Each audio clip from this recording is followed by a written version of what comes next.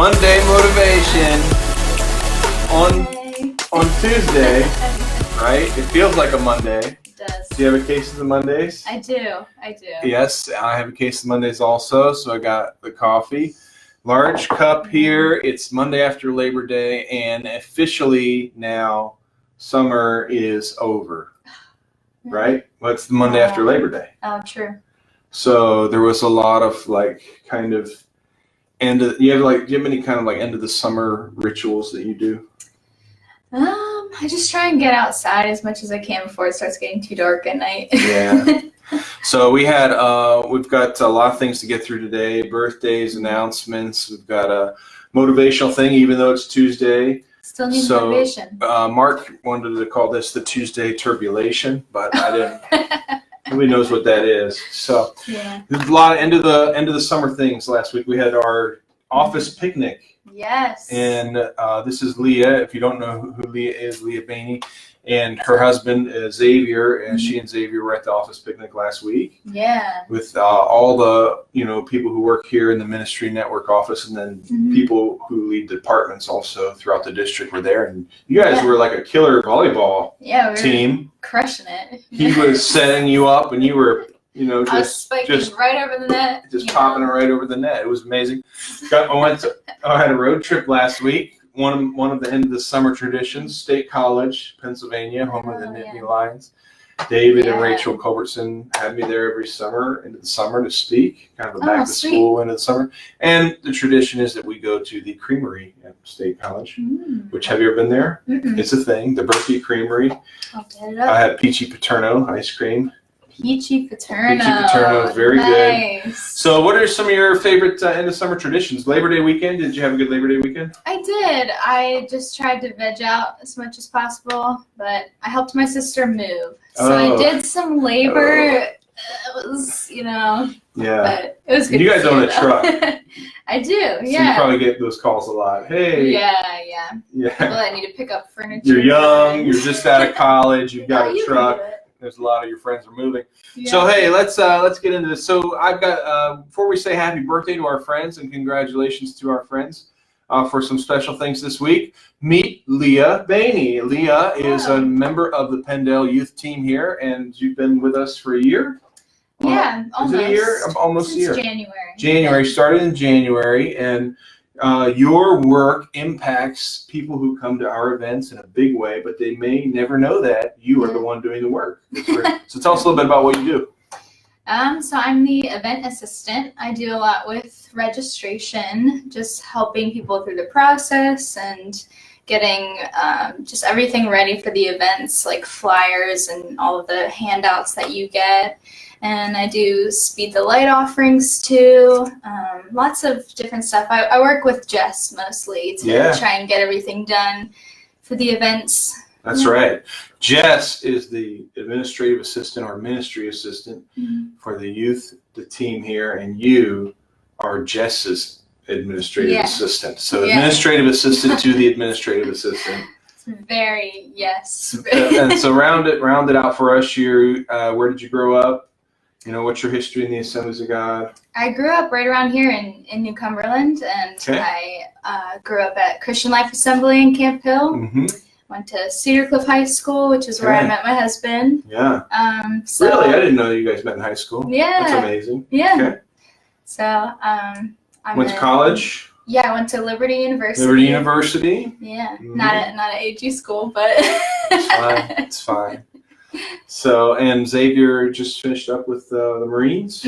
So, and back from Afghanistan, we're glad to have him home and safe. And he looked great playing volleyball. I was impressed. So, he's a super athletic guy. He's awesome. So, hey, we want to say happy birthday to some friends today. And so we got so many birthdays. It's a real party around here. Mine did what happens when you go to the dollar?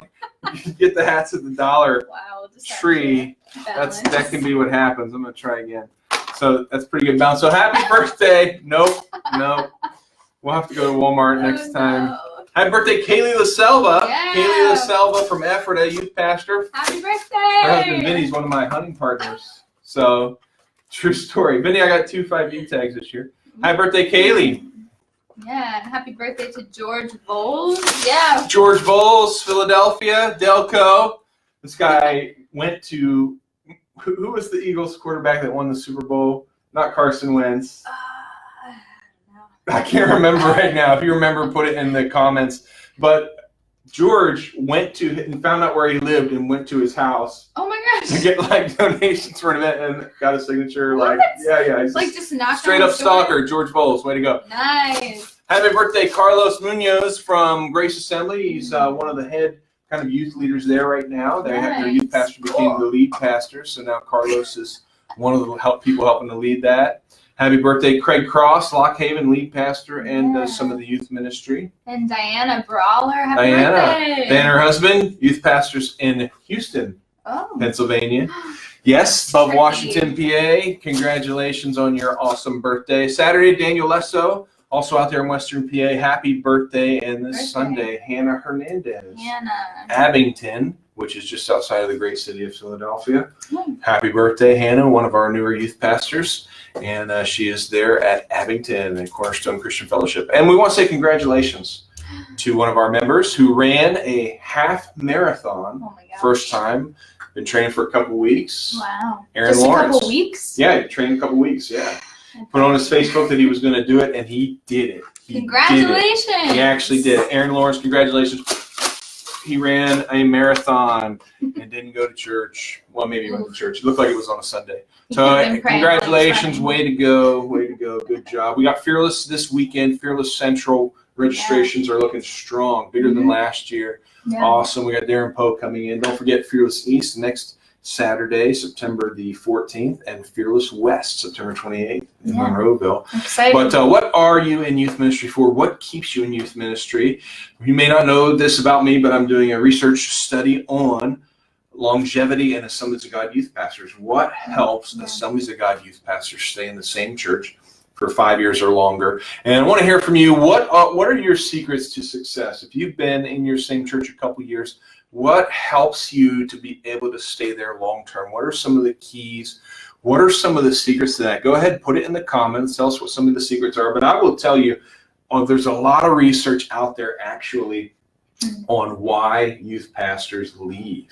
Why they leave, why they burn out, why they quit. Not a lot on why they stay. Why do you think they stay? Let us know what you think about that, and we'll keep up. Do you know what the average stay of a youth pastor is at a church? Oh, man.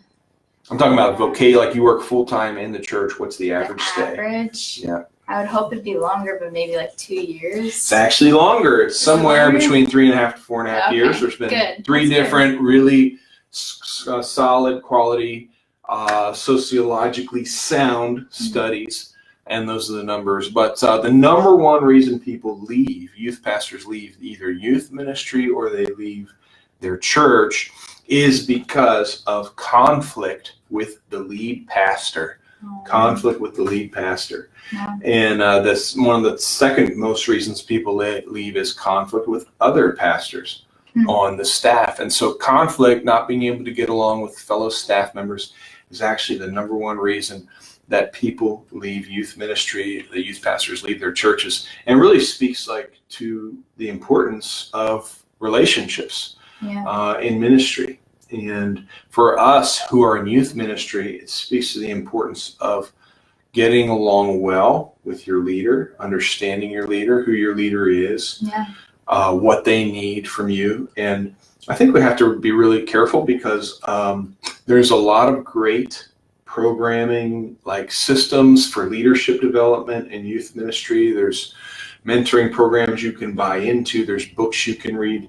A lot of these things are going to tell you how to be a great youth pastor and really be attractional with students and really become a great youth pastor for them. But there's very few resources telling you how to be a great team player at the church. In fact, a lot of the systems that are teaching you to be a great youth pastor are unintentionally also teaching you patterns of conflict with your lead pastor. And you may not be seeing that now, but eventually you will see it.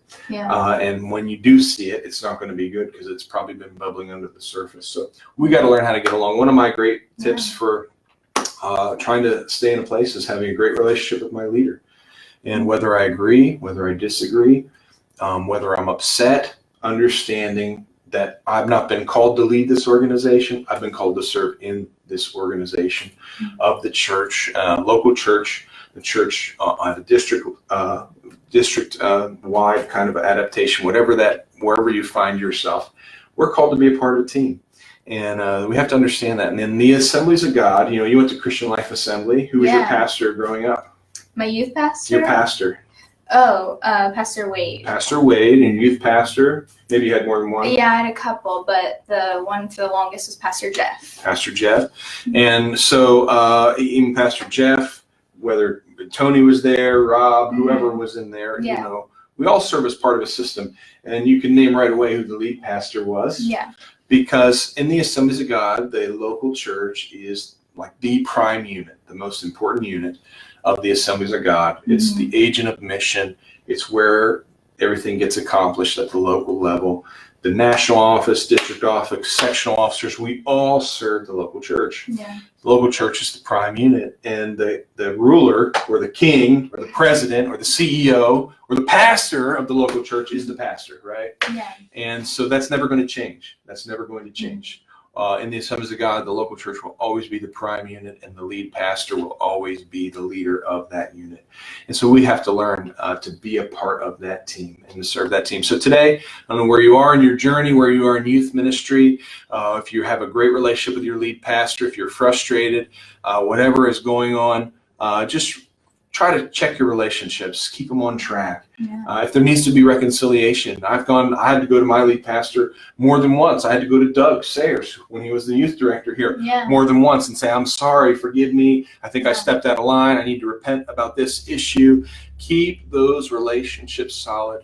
Repentance, saying you're sorry, those are beautiful words to say. Yeah. You may have noticed just a change of subject. Before we change the subject, fix what needs to be fixed, strengthen what needs to be strengthened, keep those relationships strong. Yeah. One big change here in the office this week, you might notice, aside from my beautiful haircut, I go to a barber in Mount Holly. He's got one cut. This is it right here. Look at this. This is polished. I made this in my basement. This is the top of my standing desk. Building the legs at home right now. Polished concrete. This slab here took 4 of us to bring it in. It's pretty heavy because it is concrete. It's solid. It's solid, beautiful, shiny. So we're happy about that. Next week, maybe we'll have the base. Maybe the base will be here. So, hey, thanks for joining us for this Monday motivation. God bless you all. Thanks, Leah, for being a part and sharing with us what you do. Yeah. See you next week.